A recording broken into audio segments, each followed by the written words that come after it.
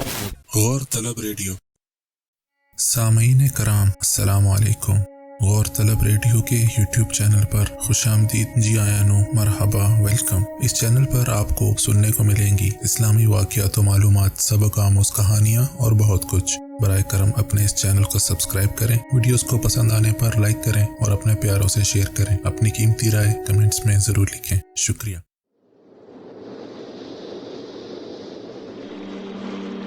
یہ آن حضور صلی اللہ علیہ وسلم کی پیدائش کا واقعہ ہے کہ عرب میں سخت قحط پڑا، لوگ بھوک سے مرنے لگے، زمین پانی کی ایک ایک بوند کو ترس گئی، درخت مرجھا گئے، کھیت کھلیان اجڑ گئے، انسان تو کیا حیوانوں کی بھی بھوک اور پیاس سے بری حالت تھی۔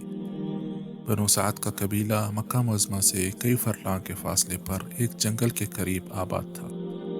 اس قبیلے کے لوگ مویشی پال کر گزر بسر کرتے تھے۔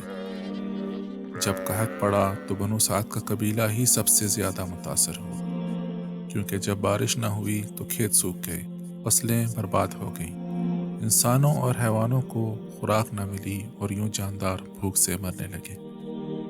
اس زمانے میں عرب میں یہ رسم تھی کہ دیہاتی عورتیں امراء کے بچوں کو پرورش کی غرض سے لے لیتی، اور جب بچہ 4 یا 5 سال کا ہو جاتا تو اسے والدین کے حوالے کر دیتی، اور اس خدمت کے صلے میں بچے کے والدین سے انہیں انعام و کرام ملتا۔ بنو سعد کی عورتیں قحط سے تنگ آ گئیں تو وہ ایک قافلے کی شکل میں مکہ کی طرف روانہ ہوئیں تاکہ پرورش کے لیے مکہ کے سرداروں کے بچے حاصل کر سکیں۔ اس قافلے میں ایک عورت بھی شامل تھی جس کا نام حلیمہ تھا۔ وہ ایک دبلی پتلی اونٹنی پر سوار تھی۔ یہ اونٹنی بھوک سے اس قدر کمزور ہو چکی تھی کہ اس کے لیے چلنا بھی محال تھا۔ نتیجہ یہ ہوا کہ حلیمہ سعدیہ رضی اللہ عنہا اپنی اونٹنی کی سست رفتاری کے سبب قافلے سے بہت پیچھے رہ گئی اور مکہ معظمہ میں دوسری عورتوں کی نسبت بہت دیر سے پہنچی۔ اس لیے دوسری عورتوں نے اس سے پہلے مکہ پہنچ کر امیر لوگوں کے بچے پرورش کے لیے حاصل کر لیے۔ جب حلیمہ سعدیہ رضی اللہ عنہا پہنچی تو مکہ میں کوئی امیر بچہ نہ رہا۔ بیچاری حلیمہ سعدیہ رضی اللہ عنہا جس دروازے پر دستک دیتی انہیں مایوسی کا سامنا ہوتا۔ پریشانی کے عالم میں مکے کی گلیوں میں اپنی قسمت آزماتے حلیمہ سعدیہ رضی اللہ عنہا کی ملاقات آن حضور صلی اللہ علیہ وسلم کے دادا حضرت عبد المطلب سے ہوئی۔ انہوں نے حلیمہ سعدیہ رضی اللہ عنہا سے ان کے نام اور خاندان کے بارے میں پوچھا۔ نام سن کر حضرت عبد المطلب نے دل میں سوچا کہ یہ عورت یقیناً اپنے نام کی طرح نیک دل ہوگی۔ چنانچہ حضرت عبد المطلب نے حلیمہ سعدیہ رضی اللہ عنہا سے کہا، کیا تو میرے یتیم پوتے کی پرورش کرے گی؟ کیا تو اسے دودھ پلائے گی؟ حلیمہ سعدیہ رضی اللہ عنہا نے عرض کی کہ حضور کیوں نہیں، آپ اپنا پوتا میرے حوالے کر دیں، میں اس کی بہتر پرورش کروں گی۔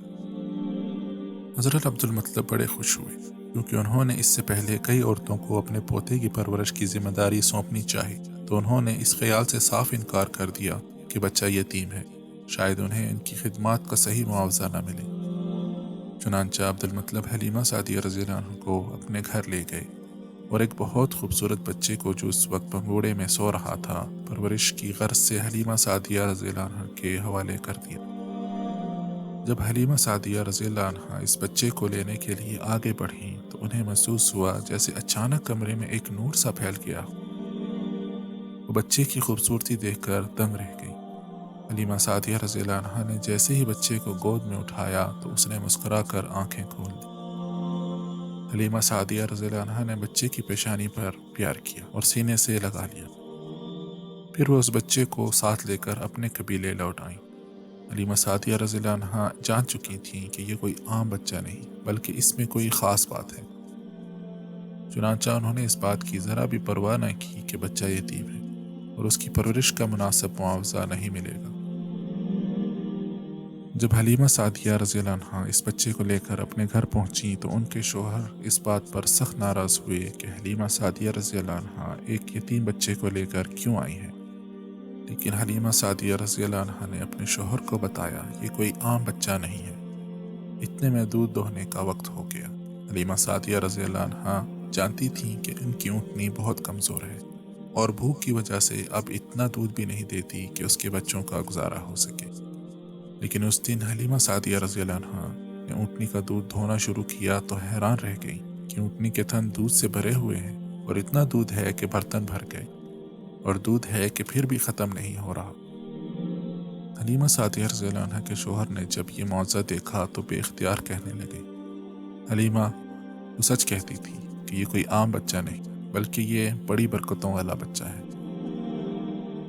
اس میں کیا شبہ تھا، یہی بچہ بڑا ہو کر رحمت العالمین کہلایا، جس نے پوری دنیا میں خدا کے دین کو پھیلایا، اور جو پوری دنیا کے لیے رحمت بن کر آیا، یعنی ہمارے پیارے آقا حضرت محمد صلی اللہ علیہ وسلم۔